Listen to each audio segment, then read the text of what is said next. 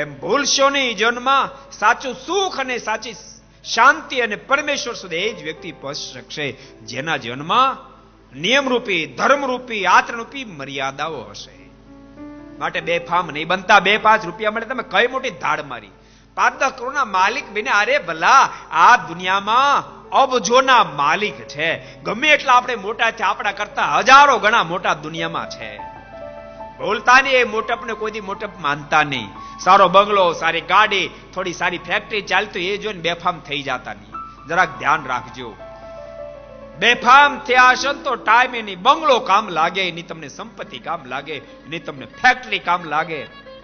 તમે 80 ઓફિસમાં રહેતા હશો, 80 ગાડીમાં ફરતા હશો, 80 આખું સેન્ટ્રલ એસી નો તમારો બંગલો હશે, પણ મર્યાદા તોડી ભગવાન મૂક્યા.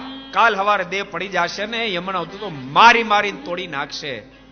ભોય કોટડી ભાગશે, તેમાં રૂંધી રાખે દિન રાત, દિવસ રાત.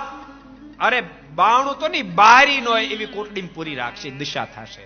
અને કાલ હવારી સમય આવી જશે, કાલ સવારે સમય આવી જશે.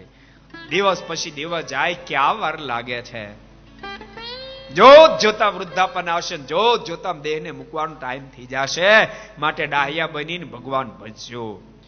જ્યાં તમારી નિષ્ઠા હોય ભગવાન ભજજો, मंदिर जाजो। अगर ये वीडियो आपको पसंद आया हो तो लाइक करें और शेयर करना मत भूलिए। सब्सक्राइब करें सरदार कथा चैनल को और बेल आइकॉन पर क्लिक करना मत भूलिए लेटेस्ट वीडियो सबसे पहले पाने के लिए।